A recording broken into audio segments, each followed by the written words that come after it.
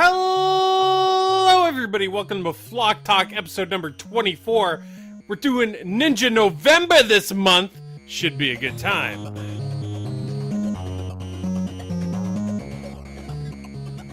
So we're going to be talking about some ninjas.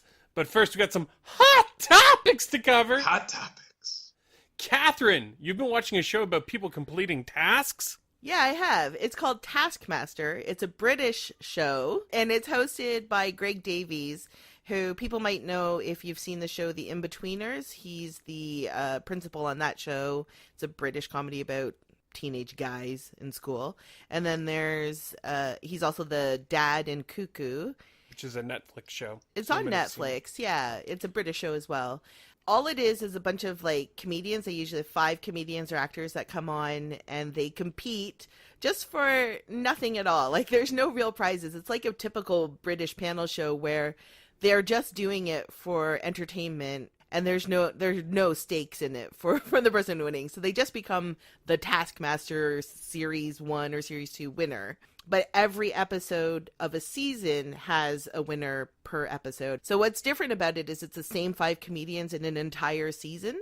And they just perform bizarre tasks in isolation from each other. So Greg Davies has an assistant named Alex Horn, who is also a comedian. And he runs the tasks. So they'll take them out to a forest with a stack of, like, broken down boxes and just say, build the highest tower that you can out of boxes. And then they'll say the time starts when you assemble your first box. So they can take as much time as they want to plan it. Their time starts, they get 10 minutes as soon as they make their first box, and then they have to execute it or whatever. There's just a lot of other weird tasks like that. And things like, some things are kind of weird. Like, there was one where it was a group task, and it was have the most fun for 5 minutes. Okay. Right? So they're doing all sorts of weird things, and then they get another task right after it that says, recreate the last 5 minutes. The most accurate will win the prize. So they remember all of the things they did to have fun. I don't know why it's so entertaining. So the thing is, they record all the tasks individually in isolation from each other, but then they're edited all together, and the 5 comedians see it for the first time live in front of a studio audience. So there'll be 4 tasks per episode, and they get points. The other thing is, every episode, they win prizes that they have to bring in themselves. So the first task of every show is the prize pool task, and it'll just be something like, bring in your most meaningful object, right? And then they each bring in something, and the winner, in theory, gets to take home all of them. So, like, some of them, like, maybe have won an award and they bring that in, or someone, like, has a certificate for something and they bring that in. And it's all just, like, random weird stuff that they bring in, and they get points. Like, Greg Davies is just the master, and he awards the points for it. And it's just really entertaining. There's actually a US version of the show that we haven't watched. The host is Reggie Watts. Okay. But he has the same British assistant running all the tasks for them. So the host is never there. They never see the people while they're doing the tasks. The only thing that they do is go to the studio and watch and judge and hand out points. And it's just so random. They just give out points to whoever they feel like, or whoever they think interpreted the tasks the best. They get some really weird comedians, like, who just do things that are completely outside of the box. Or there's one where it's just a really long red carpet outside, and they have to propel a pea as far as possible. And so some people just literally pick up the frozen pea and whip it, and it has to land on the carpet, and then they just measure it from the starting distance. But other people, like, take the word propel and interpret it as just forward motion. One guy put it in a wheelbarrow and just wheelbarrowed around for a long time, and until, like, he decided that it was enough to win. But then I think somebody else ordered a cab. Yeah, just put it in a taxi on the carpet, rolled the carpet up, took it in a taxi, and spent £150 to drive the taxi and the pee it drove as like far away as possible. A few counties away or something even. It cost him 150 quid just to win this potentially 5 meaningless points. And people take it, like, the comedians take it pretty seriously. Like, one of the that same guy spent a tasks, lot of money on just being on the show because he just like paid people to do stuff for him. And one of the tasks was prove your love to Greg Davies. And what one of the contestants did was tattoo his name on their foot. They went all in. On some seasons, so right now it's on series 7, and we watched that one because of James Acaster. That's how we found out about the show. And then that season's not finished, but then we went back and watched like the first 6 series because we just love the show. There's sorry to keep doing this, but I keep remembering different moments. And there's this one episode where the task was make the biggest mess and clean it up. Oh, yeah. And one guy, he just keeps making a bigger and bigger mess. And they're like, you have 20 seconds left. And he picks up the vacuum cleaner and tries for like 5 seconds and goes, whatever. He's like, this vacuum cleaner's not very good. Walks away, just destroyed the house. And then the taskmaster, like Greg Davies, when he watches the video back, was just like, you had no intention of cleaning up, did you? And he's like, no, I realized early on that the fun part was making the mess. And he's like, I couldn't be bothered with the rest of it. So like some people just don't take it seriously at all, right? The show's really well made. The comics, the timing and the jokes and the callbacks are all really good. It's totally worth checking out if you can It's a lot of fun, yeah. So, after having watched like 7 seasons of a show this past month, you would think that we wouldn't have enough time to play games, but you would be wrong because I finished a whole handful of them. Finished Mega Coin Squad.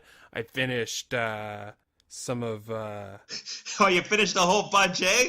I finished Foul Play, which is a Devolver Digital Adult Swim game. It's a beat-em-up, and it's also a stage play. So your life bar is equal to how people are enjoying your play. That's your life bar. Yeah. And people just really want to see you do massive amounts of combos. That's all they care about. They don't care about the drama. They don't care about the story. And the play, you're a demon hunter. You go on 5 different adventures. It's quite good. I had a lot of fun. It is one of the only games in recent memory, like in terms of modern games, that hurt my hand because I was tapping so much. Oh, yeah. Like, it is a very physically demanding video game. Yeah, like you literally were just like, I can't do this anymore. Like you look like you had a crippled hand, like it was all cramped up, and you're like, okay, I gotta stop. The story's really fun though, and I don't want to spoil too much, but it's really worth checking out. And it was a free game for PS Plus in September. The combat looked really fun. Like I never played it at all, but just watching you like swarms and waves of enemies, and you can just like really combo off each other, and so it looked really satisfying. Like, what was your highest combo when you were playing? It was like, oh man. It was like 200. Over 200, right? Like, which is fun to watch, right? And it's fun to pull off. What else did you finish? I finished Mega Coin Squad, which is like a Super Meat Boy style game where you are just collecting coins and then banking them in your giant piggy bank. But when you get hit, you lose all your coins, and if you get hit 3 times, you die. It was an interesting game. I liked it. The game I've been playing the most this month, I can't talk about because it's for our main topic. Talking about it later. But I also started another PlayStation game called Sniper Elite 3. And the whole time I played Sniper Elite 3, I could feel Kathryn watching me play this subpar FPS game and thinking, why aren't you playing Overwatch so we could get our Halloween skins? Instead, you're playing the worst FPS I've seen on the PS4. I wasn't judging the game. It was just like, this doesn't look like that much fun. Also, you were when I was watching, you were struggling with a part, right? Yeah. And so I was just like, we could be just earning loot boxes, maybe. But, you know, we're kind of falling out of Overwatch now, so we really don't play it too much. We really don't play it that much. I think a lot of people abandoned it before we did. We hung on for a really long time. That's what Blizzard does to us. But they make us hang on. Yeah. But the Sniper Elite 3. What's I'm your gonna bring it back on Sniper Elite 3? There's a 4 already. So this is old news. It's a stealth game, which is not something I realized, but I should have known, because when you're a sniper, you're doing it kind of stealthily, right? Oh yeah. Not the way Myles plays. So I thought it was just going to be like nice, fun silent scope target practice. You know, like silent scope was kind of arcadey and you'd move around. But in Sniper Elite 3, there's a lot of like sneaking up on people and stabbing them, which not so sniper. That's not very snipery. That's not Sniper. That's Sniper, like, you hide in a tree I and do you throw a like- rock or something. I do like, though, that when you are snipering people using your scope, that if you take too many shots from one spot, then it gives away your location. So then everyone knows exactly where you are. They start shooting right at you, and it actually says, like, change position. You know, Kathryn didn't play the game. She just watched me play. And I don't know how you would see something like that because I was killing it. Nobody knew where I was. I was a silent I don't know. It's sniper. just this big Sneaky message. dude, assassin. A big message pops up that says, change locations. You've been spotted. I think they were just like, change locations. You're making it look too easy. I don't know. Well, what does it mean when your screen starts to flash a little bit red? Is that... it looks That's like- good. That's I like, feel like yeah. maybe you've taken a bit That's of like damage. they're trying to make it even more difficult There's for like you. a They're like, meter that's going down. it's like a rave, you And know. then Hit rave it mode. fades to black, and then you start back at a position earlier that you're Yeah, already that's at. probably because they were like, you had a lot of fun. You're gonna want to do that again. No, he died a lot, Chris. I died a lot, Chris. Isn't like real life snipering mostly about the weather? Like it's all about figuring out winds over the course of two kilometers. If you sniper in that game, like from really far away, the wind does the wind have plays a an factor. impact.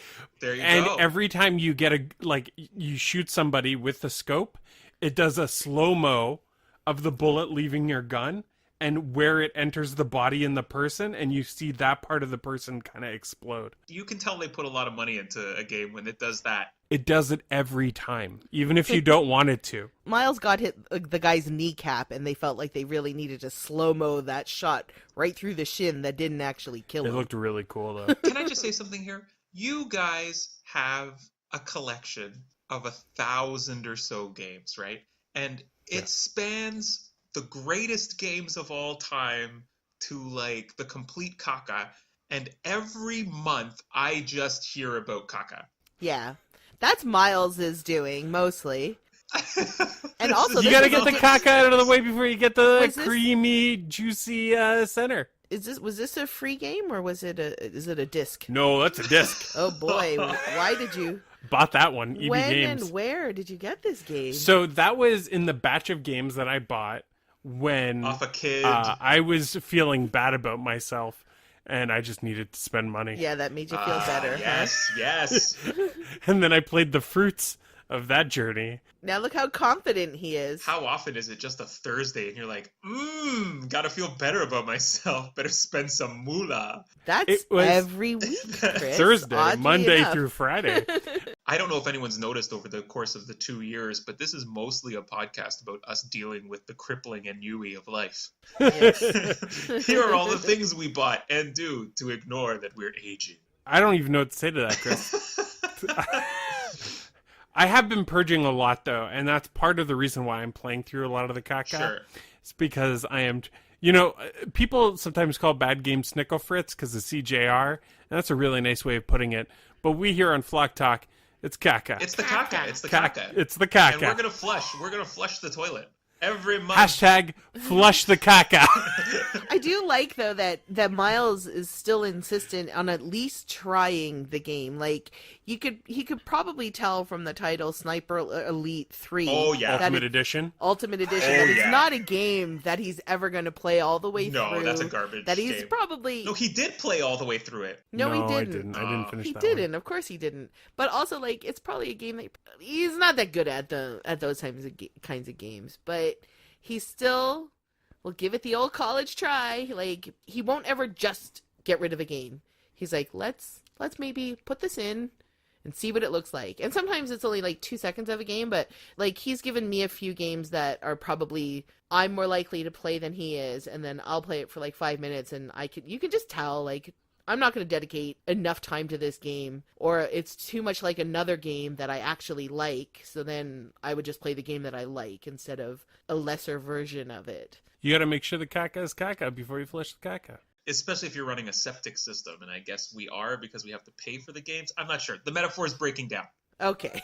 We're losing hold. we're losing hold. We're losing control. Speaking of losing control, you lost control, Chris, last weekend or a couple weekends earlier because you went down to the Shucks convention. Yeah, I went to the Shut Up and Sit Down convention in Vancouver from October 12th to the 14th. I flew in on the 11th. I flew out on the 14th, pretty much running away from a game of Game of Thrones, the board game. We were there all 3 days. It was Friday, Saturday, Sunday. On Friday, we played a mega game, which is like 100 people are playing a moderated game of United Nations, but with countries and aliens, and we were playing as the media. And I decided I wanted to play as the media because I kind of wanted to see the whole game rather than just focusing on my chunk of like one country being like Brazil or something. We started at 9, we finished at 5:30, and I literally put in a full day's work. I don't think I work as hard at my job as I worked that day. Every 25 minutes we had to put out a newspaper about what was happening in the game. A newspaper? Yeah, so we were trying to figure out the media. We were trying to like piece together a narrative of the game. We were kind of creating every turn, like what's the overall narrative of this game. I was able to go up to people in the middle of their conversations, throw down my pen and be like, now you have to talk to me or I'm, running this in the paper. And people would. It was crazy. I would ask them all about like secret things that were happening in the game. They would give me no comment, or they would actually comment. People were texting my phone with tips. Oh, no way. Yeah. Are you still getting those texts? No, I decided not to be creepy and text these people post-game. Was there a shared crisis or something that everyone was dealing with? Aliens are invading the entire planet, and the countries know and don't know some stuff. So they're all trying to like figure out what everybody knows. They're all racing to get technologies. There were some corporations in the corner playing a game of stocks that didn't make any sense to me, no matter how many times I went up to them. Someone on the first turn texted me just one word, and it was just numbers, right? It was just like the person's number, and it said Keru. And then I was trying to figure out the whole game what Keru was, and it turned out to be one of the alien gods or something later on. On the last turn of these mega games don't usually matter that much. They nuke the moon, usually. But we, on the turn before that, because we weren't going to release a newspaper, we decided we would sell off the paper. So we went up to a corporation and we were like, do you want to buy the newspaper? And we negotiated a deal for the newspaper. And then we told everyone in a kind of a bragging way, like, oh, we made this much money. And then it turned out that we had made very little money off of the sale of the newspaper. But the world was ending, so the world was ending that much. And then on the first day, we were so bombed out after that we didn't say anything to each other at dinner. A friend of mine and I went. And then we went back to play more games. And then the next day on Saturday, we went at 9 o'clock in the morning, played a game of Sidereal Confluence with like 5 or 6 people. And we played it till like noon. That's the auction game you were telling us about in an earlier episode, right? Yes, it's so good. I really want you guys to sit down and play it with me. I really want anyone to play it with me, but it's so friggin' good. Then we just kept playing games all day Saturday till like 11:30 at night. And then the next day... With strangers! Strangers! They had this ingenious system where if you wanted someone to play with, you put out a balloon and it just signaled to everybody that you wanted people to come play your games. Or it was your birthday. I would just walk up to people and be like, can I play a game with you? But I was like so tired. So what I want to say overall, because I've been to conventions before, I haven't really been to board game conventions, but I've been to conventions like comic book conventions and, the big one in Toronto, Fan Expo. And it is always to me just like paying money to go pay money. Pay money to go buy things. That's mostly what conventions always feel to me. I'm never that interested in panels. There were panels all weekend at Shucks, and we didn't go to a single one. And I had every intention. I had like all of them queued up in my phone to go to. Being able to play the games with people at like the proper player counts was just too much of a thing. There were like 4 games of Twilight Imperium happening at one point. It was crazy. That's like an 8-hour game, right? People were just devoting their days to playing this thing. Did you even see the Shut Up and Sit Down guys at all? I saw them from afar, and I was like, no, I won't go interrupt their conversation to say hi.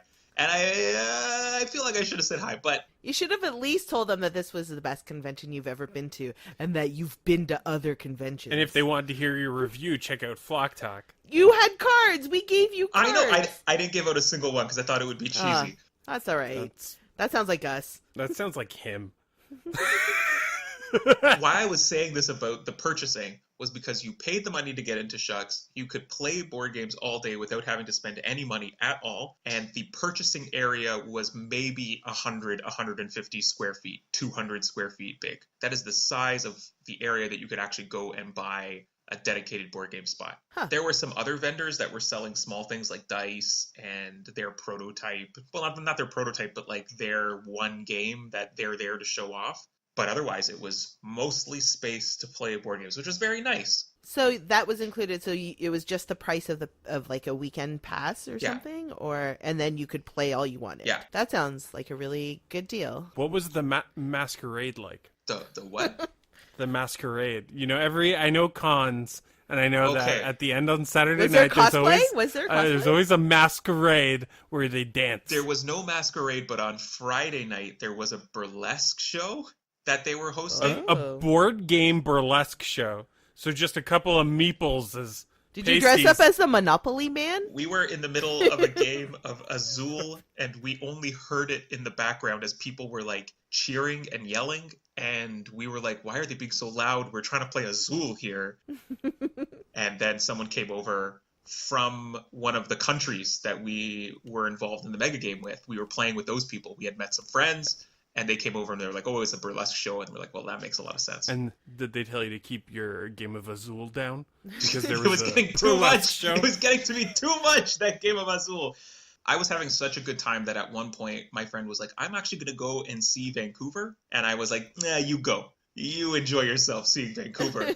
Was it in downtown Vancouver? Yeah. Or was it? Yeah. Oh, really? I saw the street that led from the hotel to the convention center. Did you see anybody else that you knew from Toronto? I was introducing myself to all the people I was playing games with. It was mostly Vancouver, Portland, California people. There were 3 guys that were from Pittsburgh. It may be that the East is well served with like PAX and all that other stuff. So it sounds like you had a crazy weekend of board games, Chris. Hopefully you still had time to play some ninja games, because that's our topic for this month, right after this. Hello, I'm Eric from the Mighty Q-Dog channel. Here in the Q-Dog house, we accept only the highest level of quality, which is why we listen to the Polykill podcast. Twice a month, hosts Caleb and Scott break down the video game issues of the day, offering... it's not the one with Caleb. What? It's not the one with Caleb and Scott. It's not the one with Caleb? Polykill has Travis and Jake. Who? Travis and Jake. Who the Swayze are Travis and Jake? Yeah, okay, I got it. Yahoo!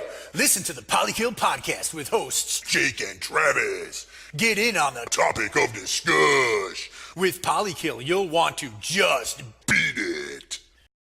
You cannot talk about ninja games without talking about the most famous ninja game, which is obviously iNinja, which is a game that Kathryn played on the PlayStation 2 recently. My friend Colette had the game, and I borrowed it from her back when all I had was a PS2.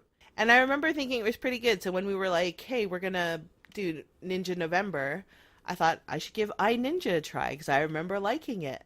And there were a lot of details about that game that I didn't remember. Plus, being reminded of what retro gaming was like, especially on PlayStation, like the really long loading times, the unskippable cutscenes. It was a bit of a slog. I stopped playing while trying to beat the first boss. Here's something, like, I feel like maybe when I used to play games, I didn't pay too much attention, like, to the actual stories of these games where really it's just about, you just want to get to the gameplay. But this time I was like, since I'm going to talk about this, let's watch this story. And it's this little ninja. It's very cute animation, even though it's like the polygon style, so it's like kind of tough to look at. And it's a 3D platformer for the most part. But the story is the ninja, he finds this like weird alien object that fills him with rage, and he goes berserk, and he chops his master's head off, and then his master dies. Well, and that'll then, happen. Yeah, and then the master comes to him as a spirit and it explains to him oh, you touched this like really bad object that fills you with rage, and now you must go, and like there's more in the world and you need to go get them to stop them. And I was like, geez, like that's pretty serious stuff, but it's cutesy animated. Yeah. And then this ninja is such a jerk throughout the whole thing. Like, it's like similar to Crash Bandicoot, kind of, where you have like a hub area. So what it is like a giant mech suit. These little alien things have taken over all the pieces of this mech suit, so you have to go get them back to bring the mech suit back to life. Then you get into the mech suit and you fight the boss, right? So the boss is just another robot, and you use the mech suit. At least that's what it is in the first world. I never went past it. Good for you. It's like, but the game is just so weird because the ninja is such a jerk. Like, every area that you go in, if you want to start, the sensei comes to you as a spirit, like his ghost comes to you and tries to explain it. But you know how, like, you can advance at least the text, right? So that you don't have to watch the text scroll, and you don't have to listen to him. So if you hit X, it advances to the full text box. Every time it does that, it says he shushes him. So, like, the guy's trying to tell him what to do, and then when you push the button, he goes, shh, shh. And then you can read and carry on yourself. I'm like, whatever. And then when you go into the actual level, like, you have to walk through this portal, and as he goes in, he'll say stuff like, try not to die again. And I'm like, not to die again? You chopped his head off. Like, and this is like immediately after. I'm like, and this ninja just like he has that kind of attitude, and he's just like the guy will be trying to explain to him what he has to do, and he'll like go and be like, yeah, just let me at it or whatever. Then it's just a 3D platforming. Ninjas come and you learn how to Action like game. and it has, like, Miles is probably gonna talk about mini ninjas, which he played for the club, and it has all the ninja, like, the stuff you expect. Like, it has wall running, and it has like big Double jump. Right. jumps, and it has like the sweeping sword action. Yes, they do use swords, I realize that now. Those are like the three things a ninja game needs, right? He doesn't throw anything. Yeah. Well, there's the throwing star. Like, you need the Yeah, there needs to be a throwing star. There needs to be wall jumping. wall running or jumping. Yeah. This one does, the typical helicopter blade move. If you need to cross a gap, you just swing your sword really Right. fast and use it like a helicopter. That's typical, right? Yeah, that's most do ninjas that. I've seen that. That's part of the mythos. Ninja games also need a wild disregard for Japanese history. He rail rides as well. So Oh, yeah. So you're just working your way up to get this rage ball. Once you do, so you're working your way up. If you ride a rail, he just like Tony Hawks it up the rail or whatever, just using his feet though, because ninjas defy gravity Yes. and all physics. Yes. But then when you get to the top, it turns into Super Monkey Ball, and then you get What a is giant this ball. game? You get a giant ball? Yeah, so the ball of rage, you have to like get it back down, because the whole time you're always working your way up. Then when you get to the top, you get on the giant ball, and it's literally you land on it. So you can see on the ball, your tiny little body is just like, starfished onto it and stuck to it. And then it's Super Monkey Ball, and sometimes it's a timed level where you have to get out the portal before a certain time or whatever.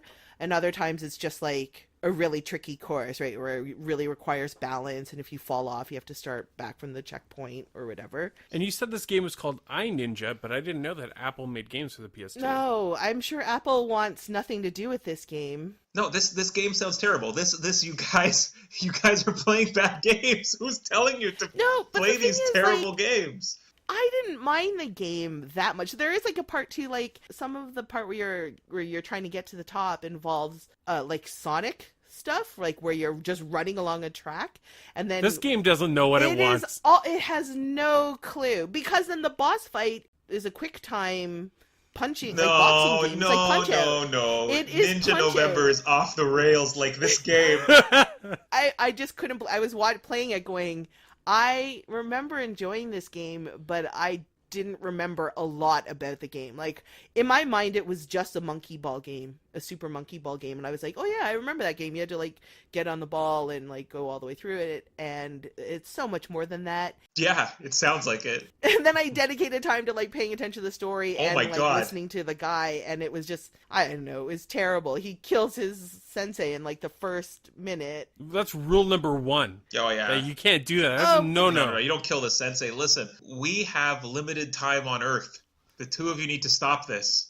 This is no longer Ninja November. This is Intervention November. This is the worst thing about it being a PS2 game is that when I got to the boss fight.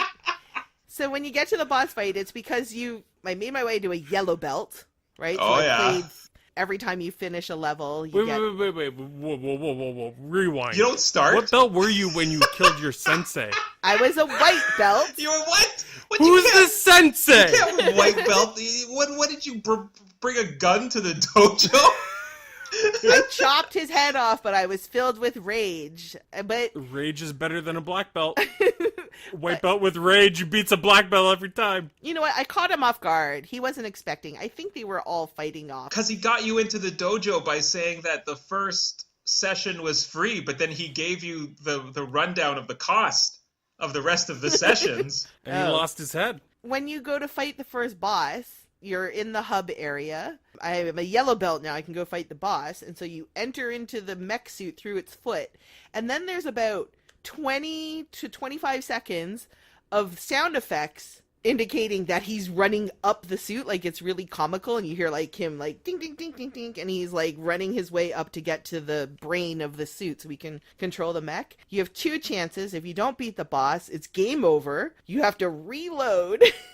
And then it starts you back in the hub, and then you have to watch that, like, 20 to 30 second cutscene of him running up the mech suit every time. So I tried to beat the boss, and I was bad at it. I know I wasn't concentrating. It's just like a boxing thing, so you just have to dodge and hit at the right time, and my heart wasn't in it. I gave up. Don't worry. I mean, there's more days in the week. There's more weeks in a month, and more months in a year. You'll get it done. God of War 3 was the free game on PS4 this month, and I downloaded it and I played 3. That's way off. And a couple months ago, maybe, but still. And I played 3 minutes of it, and then I was like, nah, and I turned it off. That's what you should have done. I thought that I should try to at least finish the first world for this episode. And I remembered liking the game. Okay. I don't know. I guess games have come a long way since then. Like, what other ninja games have you guys played? Before we get to that, can I share a quick story about karate?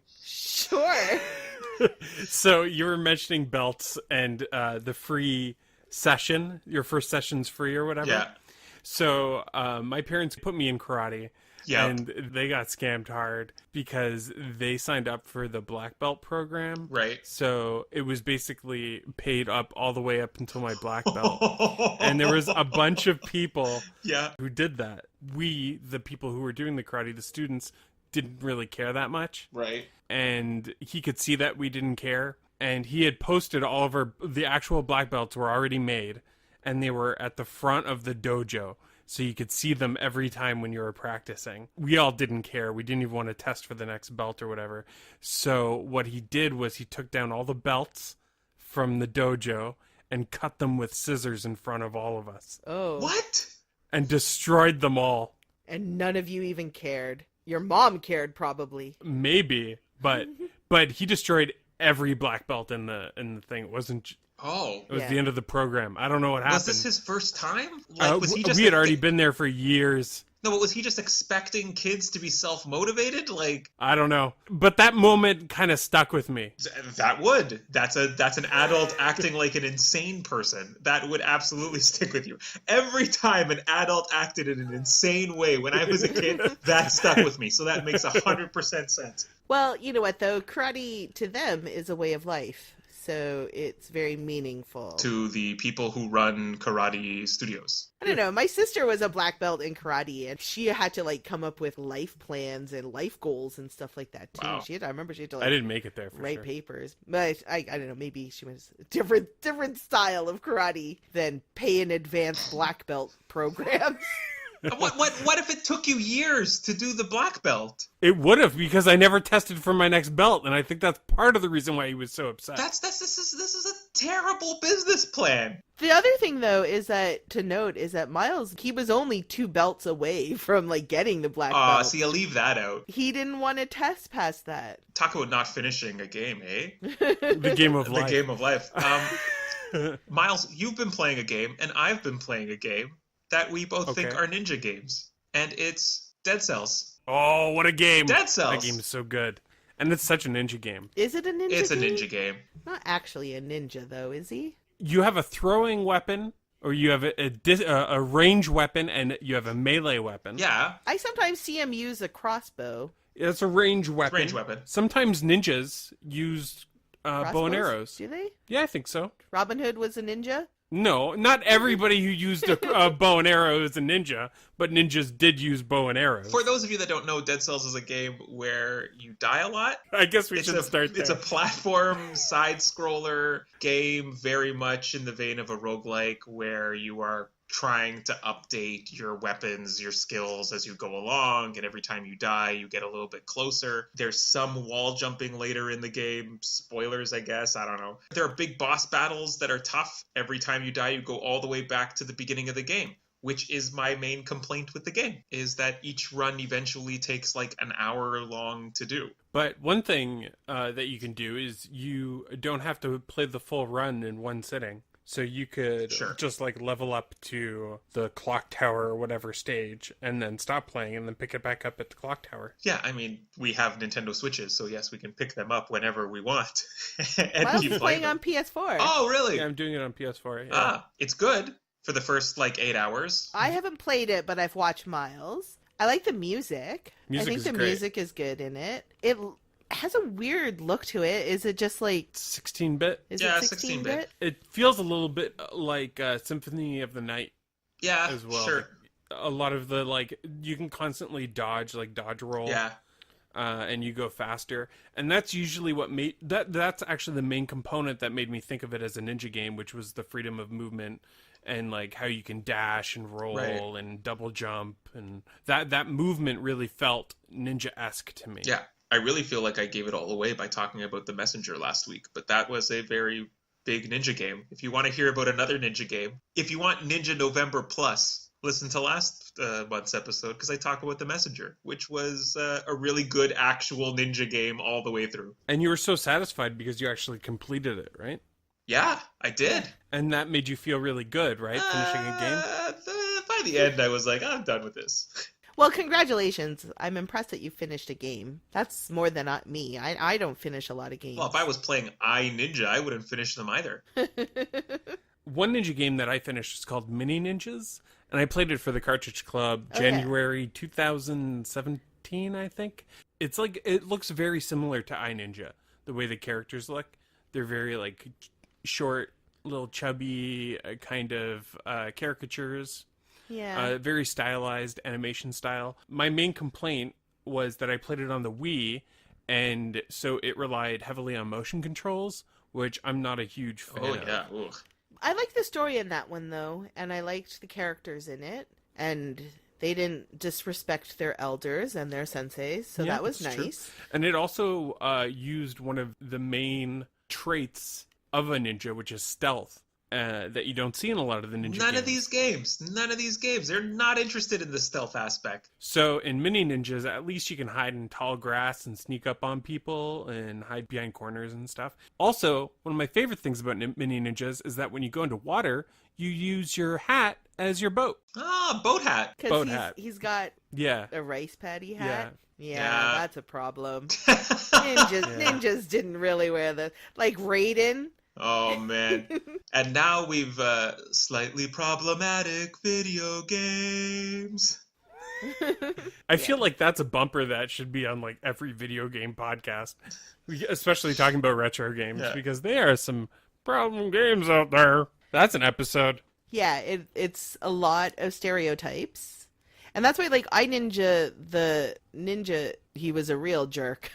And I felt like it didn't really seem to suit. I don't know. It didn't match the idea of ninja. Like, there's something about tradition and stuff like that, right? Ninjas, samurais that are baked into the characters. It's tough. A friend of mine, we were at a night where we were playing some board games, and we started to look at Ghost Stories as a game we would play. And Ghost Stories is a big oriental fetish kind of game. I don't know if you'd just describe it that way, but it's really like orientalistic. That wasn't the tagline on the box. No, but it's like everything is a Taoist this or a Buddhist this, and it's all mishmashed together, and it all feels a little exploitative. someone said, well, should we play it then or should we not play it? And I was like, well, we already own it. We should probably play it, but maybe not necessarily buy things like this in the future. But I don't know. Maybe you guys have different thoughts about this. I don't know. I mean, in a video game, whatever, there's representation of all kinds of things in video games.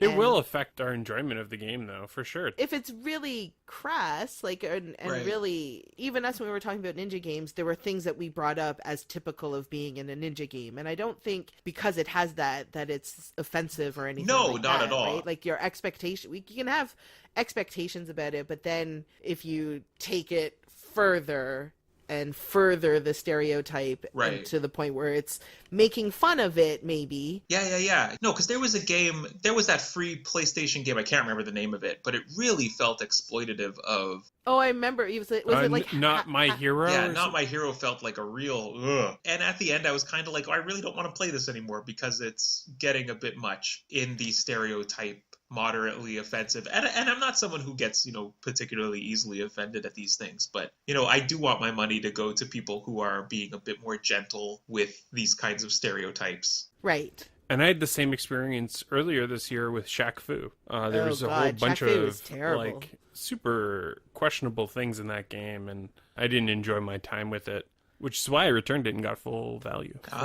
Did you return it and say, I was moderately offended Yeah. by this game? I did say that, Wow. actually. Good for you. Oh, good. Good for Yeah. you. And I wanted to tweet Shaq, and Kathryn stopped me. Did I? Yeah, you were like, don't shame tag people. Yeah. I don't so much like Yeah. shame tagging. No, let's not add to the ocean of piss. Let's not piss into the ocean of piss. That is shame tweeting at people. It really does just get lost, and it draws the wrong people to it, right? But if it had gotten picked up, if someone had done a little sweet retweet, oh, Like Shaq? Or you? Are you saying you would retweet it because now you're a Twitter hound? I was trying to up my Twitter game. I was trying to. I'm like, oh, I need to go from 30 followers to 58 followers. Nice, good job. I think we should get back to ninja games. Only because, the only reason why I say that is because if we don't at least mention Ninja Gaiden, if we don't at least mention it, then Well, people will be like, how could you have an episode about ninja games and not talk about Ninja Gaiden? I think Which I've we're never there. played, though, so that's easy. That's why I wouldn't talk about it. I've never played it. Well, it's on the Nintendo Classic, and you can give it a try anytime you want. You kept telling me I should play that instead of iNinja. Oh yeah, you really should have. Yeah, but it looks hard. That's all I know about it, is that it's really hard. It's a notoriously difficult action platformer on the Nintendo. Except that, here's the thing with notoriously difficult action platformers. They're not randomly difficult, right? There's always going to be the thing that jumps in, the pattern. You can figure it out. You're a smart person. You always have to get hit by the dove so that you clip through that wall Yeah. and get to the next side. And that is just built into the game. Yeah. You gotta get hit You by gotta that bird. get hit by Like the in Mega bird. Man 2, there's parts where getting hit is how you get to the next platform. It's just how you play the game. Trial and error. Are there ninja board games? Have you ever played a ninja-themed board game or know of any? Ghost Stories had ninja figures. I've wanted to play the game because I hear it's really good. We did not get into it. There is a ninja in Dead of Winter. So bring it all back around. Dead of Winter, there's a ninja in it. Last night I played as him and just went on a zombie killing spree. Is that part of the expansion? No, it's base game. Base game ninja. Wow. Did he wear a rice patty hat? No. Because ninjas don't do that. Huh? Ninjas don't do I don't that. think so. No, they're uninterested in They rice patty usually hats. all in black. Yeah, I'm not even sure that that's real. I don't know. We maybe should have Wikipedia'd ninjas, for this episode. Maybe they're but- like Beverly Hills Ninja. I used to play a ninja in a D&D game that we ran. We used to have this D&D game where all of us would take turns DMing. And I had a character called the Teddy Bear Ninja. Is ninja a class? It was a DLC class in Dungeons and Dragons. Oh. So it was in like Player's Handbook 4 or something. And you play as a ninja, and what my ninja would do is every time he earned gold, he would just spend it on teddy bears and go to the orphanage and give all the kids teddy bears. And you could always play as a monk, so you can basically Yeah. be a ninja. Oh yeah, I've played as a monk before. That's true. But you know what? Monks aren't ninjas. They aren't. All right. You got to retool it though. Yeah. No, yeah. Otherwise, I don't really know off the top of my head very many ninja board games. If there were a ninja board game where you're defending your like little piece of land from ninjas. I've watched a lot of ninja movies. Right. They usually come at night. Like a Seven Samurai kind of board game where you're Yeah. all cooperatively trying to stop. I think there's Yeah. something like that.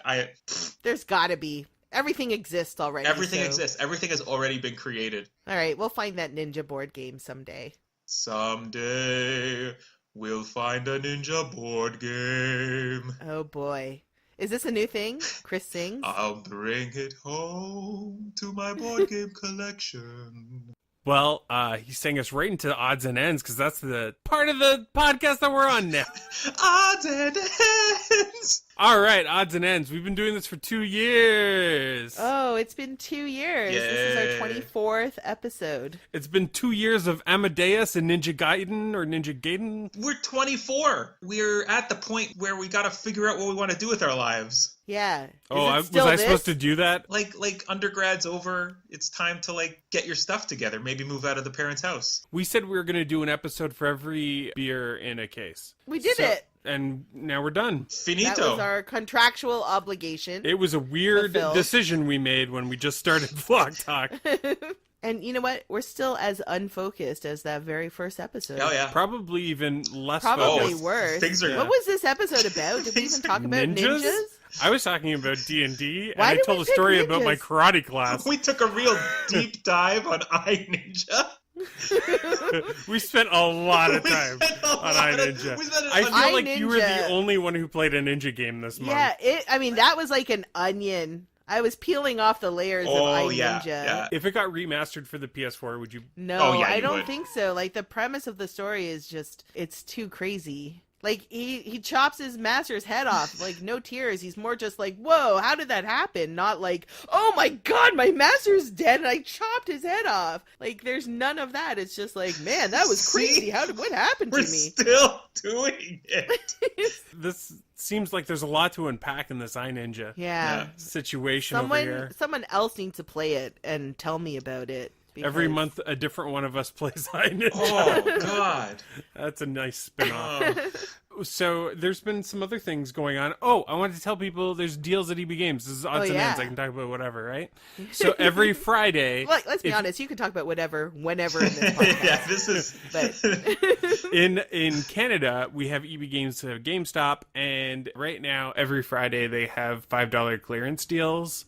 And Oh, yeah. it's This is the calm before the storm, eh? so yeah, what talk I've been about doing. caca. Let's hear what I've you been bought. buying a bunch of caca, but what I've been doing with it is I give it away as the prize for my Magic Nights that I run. And so every Wednesday I bring what I bought from EB Games on the Friday, and that's what we play for. I'm platinum, so I don't spend the full $5. I spend $4.50. You don't even spend $5 on this And stuff. what I got this last Friday was a backpack that looks like a giant gold Zelda cartridge. Have you seen those? Oh yeah. They were giving that away for $5. For $4.50. Did they ask you if you wanted the like leather protection spray? No, but they asked me if I needed a bag for it or if I just wear it out, and I said, "You better put that in a bag because I ain't gonna be seen dead carrying this thing." But he did email me and tell me about the bag to make sure I didn't actually want the bag myself. And I was like, nope, please don't even bring it home. And he didn't. You know our stance on Zelda. We don't play any Zelda games. Yeah, You're I haven't uninterested. played a Zelda game. Yeah. Not interested in Zelda. We played Sniper Elite 3. We played iNinja. iNinja. Not interested in Zelda. What Not is- interested in Dark Souls. We have no business having a podcast, Speaking of guys. which, I'm playing Dark Souls Remastered on the Switch. What a treat that is. That's just a confectionery treat, I tell you. Is it good? It's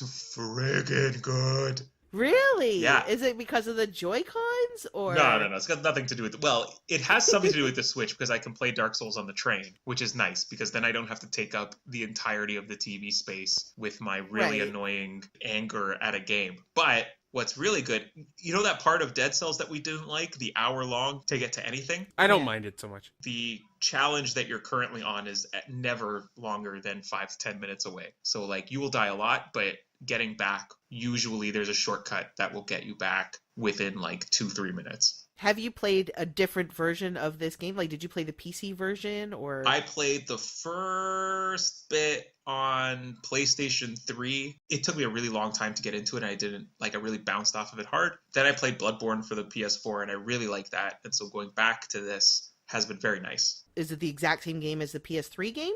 It supposedly looks better and Oh, supposedly okay. has some stuff fixed, but I don't know the difference. You never played the Yeah, first I never one. really played the first I've one. never played any. Yeah, it's good. How's Octopath Traveler? It's not being played because now Dark Souls is just so much better. Dark Souls is just taking over my life. I just started today playing Slime Rancher. No! Sorry, go ahead. Miles got me Slime Rancher because our friend Jake, the McAxel from Polykill Podcast, he played it and he tagged me and said, I think this is a game that Kathryn might like.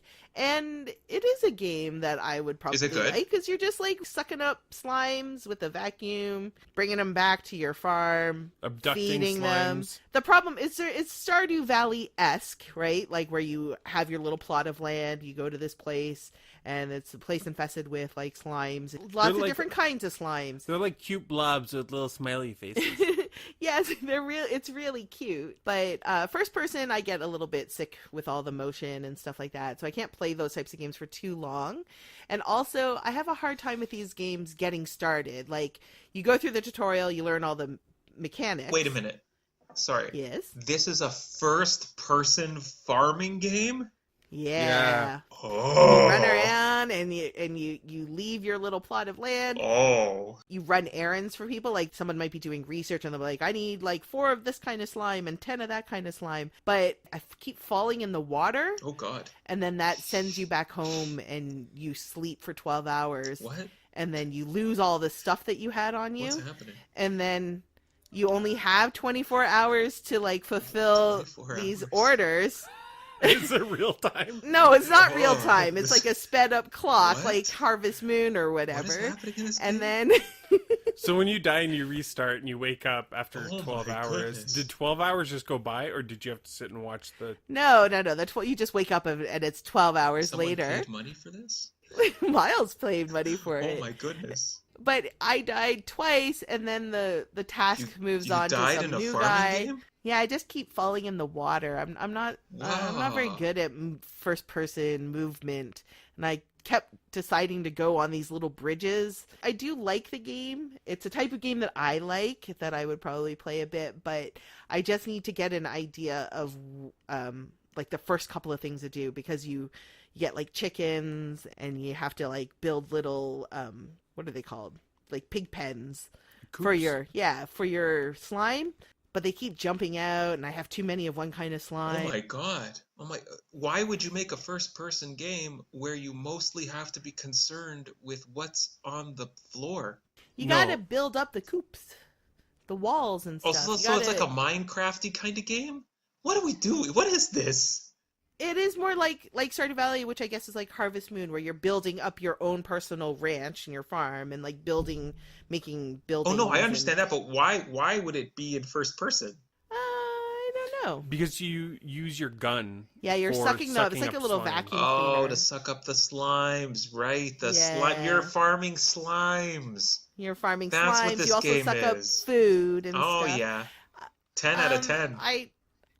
It does get 10 out of 10 on Steam, actually. What? It's actually a really Yeah. highly regarded Yeah, game. I'm Really? actually surprised you haven't heard about it. Slime Yeah. farmer? It's Slime Rancher. Slime. Slime Rancher. Me And it's scusi. adorable. It's really cute. I like it Okay. a lot. Is it in like the And- Dragon Quest series of games? Like is it tangentially related? No, to... that's Rocket Slime. I Oh, think Rocket Slime, right? that's the slime game that's a spin-off of Dragon Quest. Oh no, Cool. this is more along the lines of like a space, because I think it's in the future It's and you're in on space? some planet. I think so. I don't know. It's like Odds and ends. it doesn't seem like Earth is all I'm saying. It's a faraway land or something like that.